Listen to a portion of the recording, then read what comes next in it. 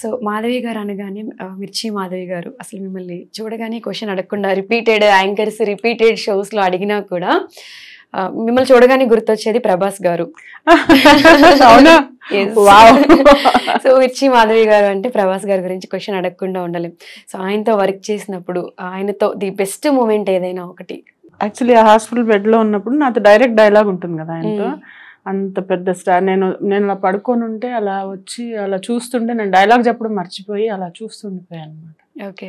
అసలు ఇంత 6 అడుగులు ఉంటాడా? 6 అడుగులు అసలే పడుకొని ఉండి ఇంకా ఇలా ఏదో దేవుడు కనిపించినట్టు అనిపించింది నాకు. అంత పొడుగ్గా ఇంత ఇదిగా ఆయన చాలా చిన్నగా డైలాగ్ చెప్తారు. డబ్బులు తీసుకుని ఇలా చెప్పారనమాట. ఏం చెప్తున్నారు సరే ఓకే అని ఇలా.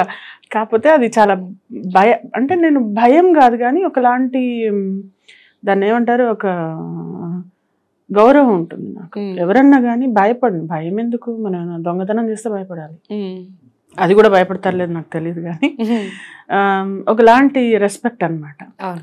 అతని ముందు మనము టేకులు చేయకూడదు అలాంటి ఒక ఫీలింగ్ ఉంది. But it is a very wonderful feeling. ఎవరన్నా పవన్ కళ్యాణ్ గారితో చేసినప్పుడు కూడా అంటే వాళ్ళందరూ super stars for reason. Chiranjeevi గారితో ఈ బోలా శంకర్ చేసినప్పుడు కూడా వీ డిడ్ ఫర్ 2-3 days చేసాం. ఎంత అంటే వాళ్ళల్లో ఏదో పవర్ ఉన్నట్టు అనిపిస్తుంది నాకు. అంటే డెఫినెట్లీ ఒక ఆరా ఉంటుంది వాళ్ళలో. సో దాన్ని కూడా ఎంజాయ్ చేస్తారు. ఓకే. సో రియల్ లైఫ్లో అసలు మాధవి గారి కిడ్స్ గురించి, హస్బెండ్ గురించి చాలా మంది మీకు పెళ్లి ఈడికి వచ్చిన కిడ్స్ ఉన్నారని గురించి ఒకసారి. అంటే ఫ్యామిలీ అనేది ఎవరికైనా అంటే అది it all starts with you నందు.